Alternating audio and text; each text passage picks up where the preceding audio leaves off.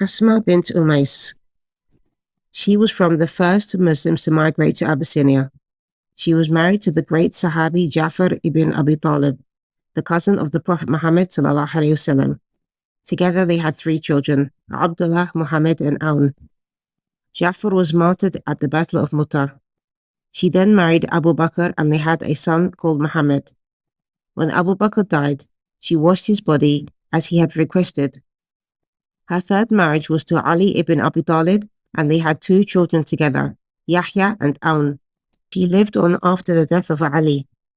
She had the honor of being married to 2 martyrs, Ja'far and Ali, and 2 caliphs, Abu Bakr and Ali.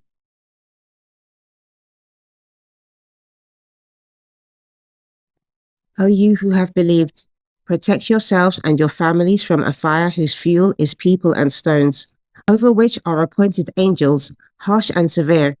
They do not disobey Allah in what He commands them, but do what they are commanded.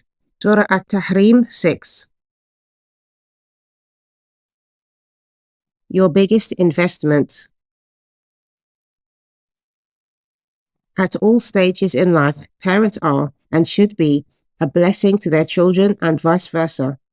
If you don't have parents, then maybe you have someone you could consider as a parent-type figure. And if you don't even have that, then consider yourself blessed to be a parent and have the opportunity to give to your child what you wish you'd had, because we know that, unfortunately, not every parent will live up to the role. Instead of judging others, let us first and foremost try to do the best as parents ourselves. Someone once told me that if you are going to judge someone, then you cannot judge them on the 1 or 2 actions that they have done. You have to judge them on their whole life, and only Allah can do that.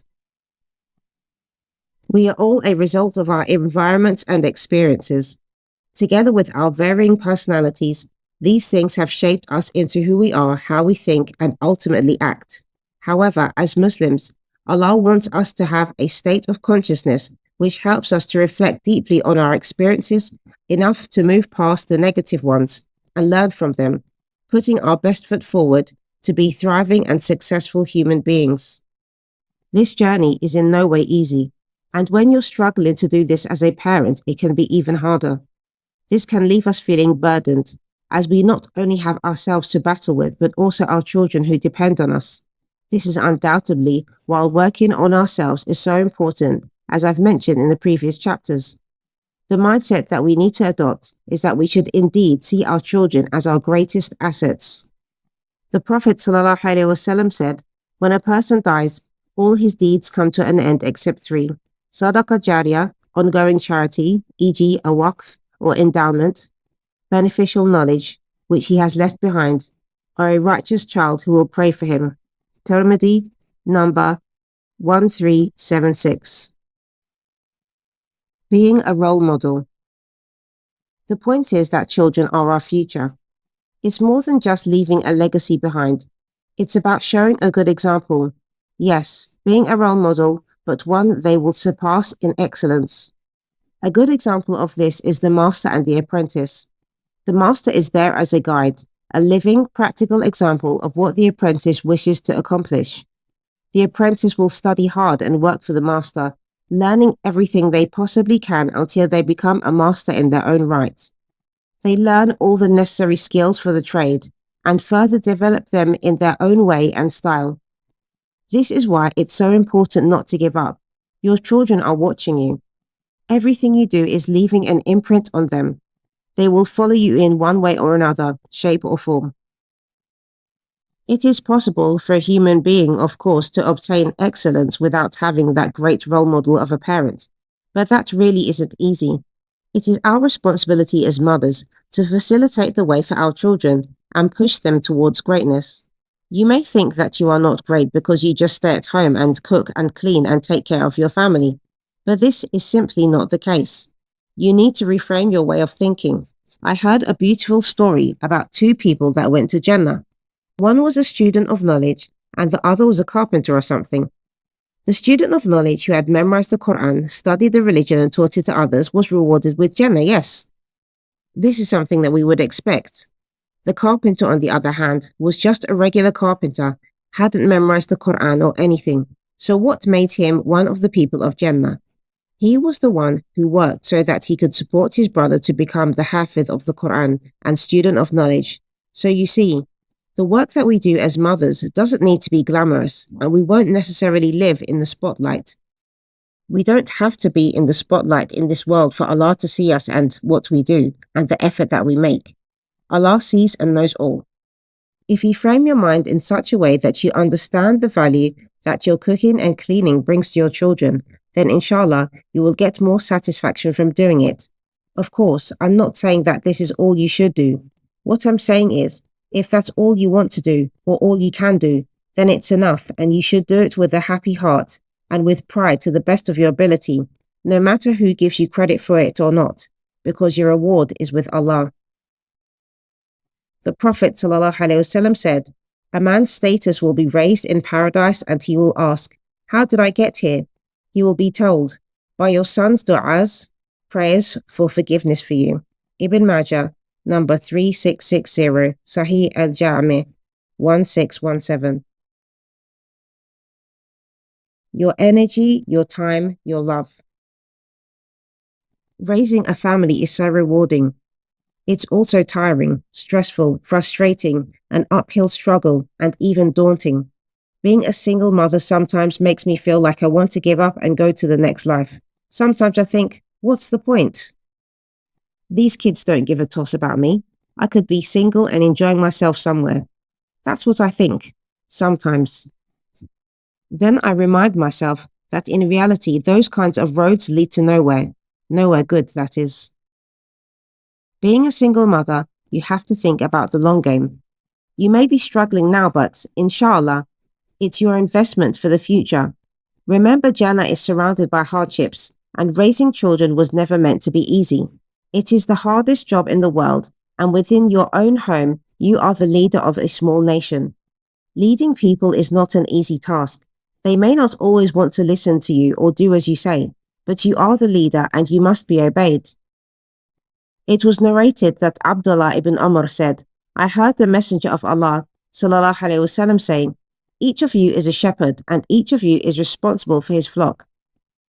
The ruler is a shepherd and is responsible for his flock. The man is the shepherd of his family and is responsible for his flock. A woman is the shepherd of her husband's household and is responsible for his flock. A servant is the shepherd of his master's wealth and is responsible for his flock." He said, and I think he said, "A man is the shepherd of his father's wealth and is responsible for his flock. Each of you is a shepherd and is responsible for his flock." Narrated by Al-Bukhari, 583. Muslim, 1829. You must also bear in mind that being a leader is not a dictatorship. As a mother, you should consult your children in decisions at times to at least find out their opinions. It's also useful to take advice from people around you who have been there and done it. You will see if you look around you that there are plenty of people who have succeeded in some of the things that you want to achieve. Learn to ask the appropriate people about the specific advice or skills that you want to acquire. I think that more often than not, some of the reasons why people get offended by advice from others, or generally don't want to take advice from others, is because that the person giving the advice is not a good example to follow. So try to take advice from people you already respect because of their skills and expertise. No doubt we can learn from the mistakes of others, and sometimes people advise us from the perspective of calling out their own mistakes, in the hope that they may save us from going down the same road. Those types of people you should listen to and learn from. Don't just reject someone's advice because you can see that they failed or didn't do so well at a particular thing. Look at what they did and how they did it objectively, and try your best to do it better. That's how we learn in life. This is one of the biggest lessons that you will be able to teach your children if you put it into practice. It's not only important to teach them to have their own life goals, but it's also important to teach them how to learn from and respect others for what they have achieved in theirs. If you're a divorcee and the children's father is still in their lives, then no doubt you will need to consult him when it comes to very important issues. Hopefully your relationship is courteous enough to be able to do that. If you have family members that can help with lines of communication between you both for the sake of the children, then that is also a good idea. If that is not a possibility, and you really need some intermediaries to facilitate big decisions to be discussed in a fair and civil way, then your local mosque or Islamic center should help you to do that, inshallah. It is definitely important to have goals, but as any parent, we have a responsibility to give our best to our children, the best of our energy, the best of our time. In doing so, we can show them how much we love them, and we are also showing them what committing to a relationship is about. It's no wonder so many relationships fail these days when you look into the kind of childhood some people have had. Selfishness is such a big relationship killer. How do you love a selfish person, and can they ever really love anybody? So, what I'm trying to say is, be a good example to your children in your relationship with them by prioritizing them. Their needs, not their wants. If you prioritize their wants over your own needs, you will begin to instill in them a sense of entitlement, and they will learn that they should always get whatever they want before anyone else. I see the results of this a lot. I've met some people who are real a-holes, and then meet their parents who are the sweetest, loveliest people. It leaves me thinking, what happened here? Are they even related? Yes, of course they are, because the son or daughter looks exactly like the mum or dad. But unfortunately, the children have been waited on hand and foot all their lives, so now giving or putting someone else first is not something that they even think about. Well done, super nice mummy and super nice daddy. You've made a not very nice human being. Your life's work. Raising children is a fine balance between your life's work and your responsibility to raise them well, and their own life that they have to lead, being their own person responsible for themselves. Before they hit the age of puberty, and or being the age of about 13 or 14, Islamic age, it is your responsibility to work as hard as you can to build them into human beings of substance and quality, the kind that will go out into the world and make it a better place in one way or another. I'm not saying that we need to win the Nobel Peace Prize, but there's nothing wrong with having a go. I think that once they hit puberty, if you haven't already instilled in them certain values, then it will probably be very hard to do so. It's usually around the teenage years that kids look more outward for role models and people to follow. You can see this by the way they get attracted to and start to enthusiastically follow or become interested in the lives of certain celebrities and YouTubers. They will most likely take interest in things that you have no understanding of, let alone be able to comprehend why it would even appeal to them, yet they are interested anyway. My son has a strange fascination with computer games, so much so that he will spend hours, if I let him, watching gamers online playing video games. I have no idea how that could be appealing to anyone, as I don't like video games myself, never have. But to my son, that is entertainment. I think that it is important to have a vision for your children from a young age, and do your best to guide them to fulfill their potential and build their confidence as much as possible. What parent, after all, does not want their children to have all that they wish they could have had and more? Saying this does not mean that your children must or have to live the life you wished you could have had but failed to, i.e., job, not having kids so young, / married so young, etc. It means that you must be honest about your own mistakes that you've made as an individual and share this advice with them so that they can understand and avoid it. In doing so, you will raise an individual of deep understanding, and then through their experiences in the world, they will develop a certain amount of wisdom beyond their years, inshallah.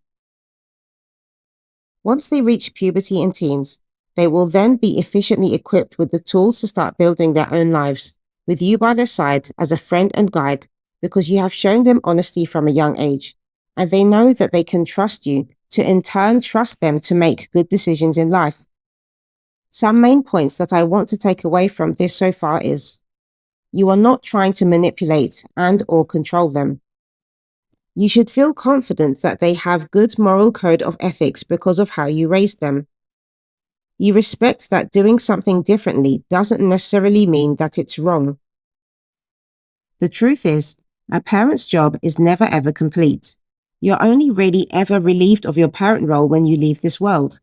Okay, yes, raising children to be independent, self-sufficient beings is and should be the goal of every parent. We want to sleep at night knowing that all is well with our children no matter what age they are. Just because they grow up doesn't mean we stop caring. It's part of a parent's nature. Even if from a long distance that piece of your soul is somewhere living their own life beyond your sight and knowledge, you will hold them in your heart, constantly nourishing and cherishing them there with your constant prayers for them. As Muslim mothers, our prime responsibility and aim for our children is that they will grow up to be the best Muslims that they can be, which, inshallah, should make them the best humans that they can be. This means that we have to be prime examples. It doesn't make sense to cart your children off to the masjid a few times a week while you sit at home smoking cigarettes, watching Netflix, taking selfies or whatever, and not doing your daily salah and other obligations. We have to lead by example. We won't be perfect, but we need to try. We need to show our children that we are trying sincerely for the sake of Allah. Remember, sister, it is only Allah that can help you in this life and the next, because we came from Him and will be returning to Him one day, inshallah. Whether our children become good Muslims or not is in Allah's hands alone, but we will be rewarded for how we raised them and the effort that we put in. After they reach puberty, they will have reached the age of accountability, so it's important to make as much effort with them as you can when they are small. If you don't encourage them to perform their salah and wear the hijab before that time, then you will unlikely be able to get them to adopt it at a later age. It's also very dangerous in the times that we live in when there's so much fitna around, because everything is pulling our children away from the deen. There's no use in saying, "Oh, they're still young," when your child is age 10 and doesn't know how to make wudu, or stand in prayer when it's time for salah. According to the Sunnah, we should hit them lightly if they don't listen when we tell them to pray by that age. This is not something to be taken lightly. Yet in these times, we have been brainwashed by the Western mindset that a teenager who has reached puberty is still a child. Well, my sister, Islamically they are not. Unfortunately, because of this, many of us are raising children to be irresponsible and not have any type of critical thinking skills or respect, which means that when they get to the age of puberty, it becomes very hard to advise them and guide them in decisions. Girls and boys. Raising children is a wonderful experience in my opinion, even with all the challenges. As hopeful parents or parents-to-be, we hold in our hearts a strong and innate desire not just for our lineage and bloodline to continue, but to have someone in our lives that we can really love unconditionally, and that will love us the same. It still never fails to surprise me that in the Muslim community, there exists a preference towards boys over girls. What makes it even worse is that it is more often than not the mothers who place their sons on pedestals, while the daughter is just a second thought. I've seen many examples of this.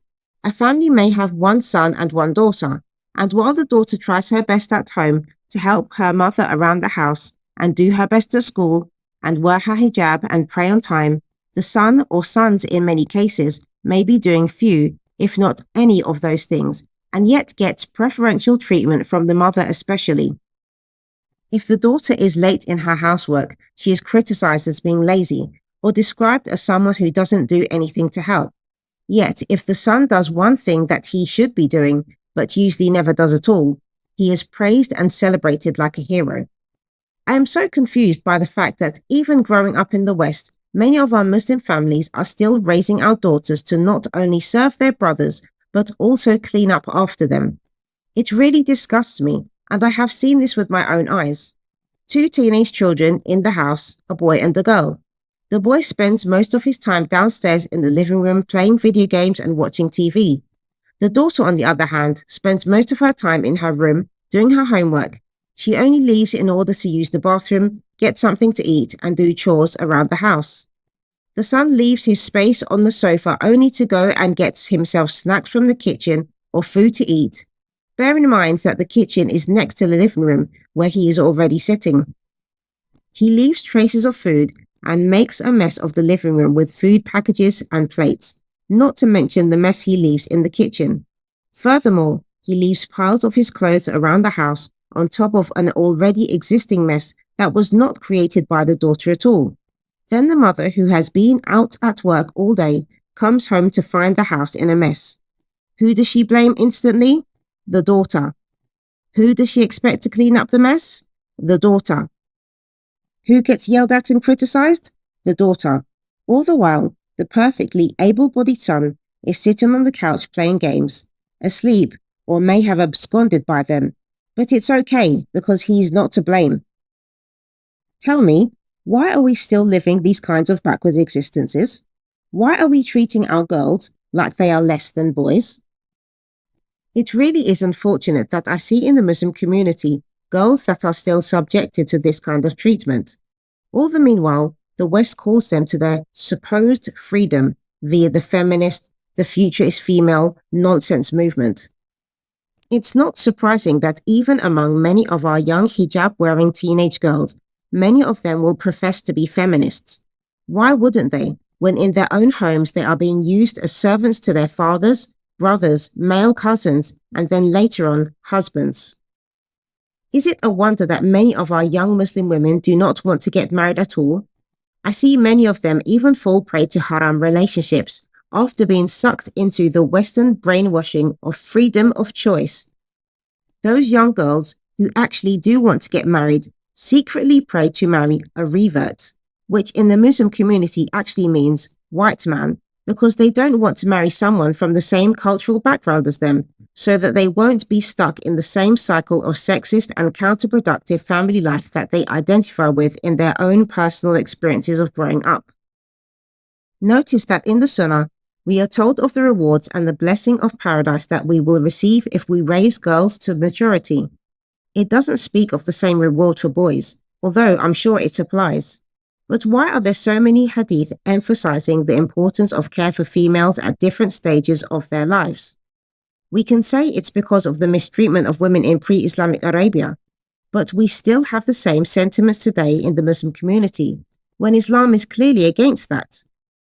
As a Muslim community, we are pushing our girls so far away from Islam that many of them don't want to practice the deen because they see it as oppressive, and that their only route to freedom is to answer the call of the Western lifestyle and mindset. Unfortunately, in the same stroke, we are also not raising our boys properly either. We are not raising them to be men.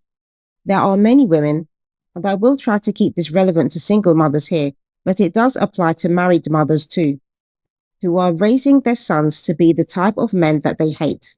In fact, we are not raising them to be men at all in most cases. Raising your boys to expect to be served by a woman and not teaching them to be givers, providers, protectors, and leaders of their family is not raising them to be men at all. If we look at the Sunnah and the history of Islam, there are so many examples of young teenagers and young men who were leading their communities in so many different ways. Today, we allow our sons to grow up as no-hopers. We allow them to become the type of man that we wouldn't be happy being married to. So, what can we do to prevent this? Inshallah, all is not lost. In the following 2 chapters, I'm going to give you my personal tips from my experience on raising girls and raising boys to have that solid foundation as much as possible from a young age. It is in no way easy, but we really have to do it. We must face this challenge head on and overcome social biases within our lives and within our families in order to raise the next generation of this ummah in a positive way. I truly believe that when looked at in a positive light, being a single Muslim mother can be in itself a blessing in this regard. It is an opportunity to break the mold and the chains of cultural baggage which has no basis in Islam. Housework. I strongly encourage all mothers to encourage their children to do housework from a young age, both boys and girls. Both of my children have been doing some form of housework since the age of 2. Nothing heavy, just simple stuff like folding their clothes or tidying up after they eat. Yes, of course, a 2-year-old isn't likely to clean very well. The principle is there to get them started off with good habits. It may seem ridiculous to some, but actually it's not. Activities like cleaning are literally child's play for children. Don't they have toy hoovers and the like? I remember one of my friends had a very small compact hoover that my daughter, who was 5 at the time, couldn't get enough of. She wanted to hoover all the time, and then her brother, who was only 2, used to follow her around with the toy hoover. How cute they were, mashallah. I would let them get on with it and do other chores in the meantime. Cleaning can be fun when you have a community of people to do it with, similar to working out. It can be excruciatingly boring when done alone, but when you're in a group of people, you can feel a lot more motivated. As children get older and learn to do more chores, or start to realize that chores aren't actually a game, make sure that you reward them for doing their part. This could be a physical reward, but I don't recommend making rewards always about something that you have to spend money on. Reward charts are a popular choice with parents and can be an excellent way to get your children to do the things that they wouldn't ordinarily do. Acknowledging their hard work in the home and highlighting what they have done well is good motivation to make them feel at least appreciated. I personally prefer to give them hugs and kisses and tell them how well a job they've done, or haven't, and where they could improve the next time by showing them myself, etc. I think it's really important to teach your children that not everything they do in life will be a success the first time, because it's not realistic. I find that many teens today are so easily put off by anything after only trying once. They lack resilience. In order to build this in children, you need to give them positive affirmations, letting them know that they can do better when they have fallen short in certain areas, and being careful to critique them or their efforts without judging them personally. Again, it's important to lead by example. Tell them from your own personal experiences how hard you had to try before you managed to get something right or pass a test. Let them know that learning is something for a lifetime and not just for when you're a child. This is really important, especially these days when there are so many technological advancements and the education system is not up to date with providing most of our children with the relevant education that will enable them to have the new careers that exist today. It's important to let your children know that at any point in their life, they could change their career and do something completely different from what they had been doing before. The main thing is that they must be doing something. Remaining idle is never going to be good for anyone. Always try to show your children this through your actions and not just your words. It may seem in the short term that they are doing nothing or not paying attention to these habits, but inshallah, in the long run, you will see the fruit of it. The Deen. There is nothing more important in this life than the Deen of Islam. Sister, this way of life is a blessing from Allah, and He has given it to us in order to live the best lives and pass the legacy onto our children. Islam is something that we practice, not just words we say or a culture that we identify with. It is important that whatever our level of practice, we do as much as possible to learn about our religion constantly and consistently, so that our children will have a firm grounding in it. Telling our children to pray the salah is not good enough. Sending them to the madrasa is not good enough. Getting them a Quran teacher is not good enough. They need to see us praying. They need to see us learning the Deen. They need to see and hear us reading the Quran. By Allah, sister, it is very easy because these are things that we should be doing with our children anyway. It doesn't need to be a separate event. Pray with your children at home. We often watch those cute videos of children going and imitating their parents while they are praying. Yes, it's very cute and lovely, but this is a great opportunity to begin to instill virtuous qualities in our children. I've said it before, and I'll keep saying it. The younger the better when it comes to learning anything.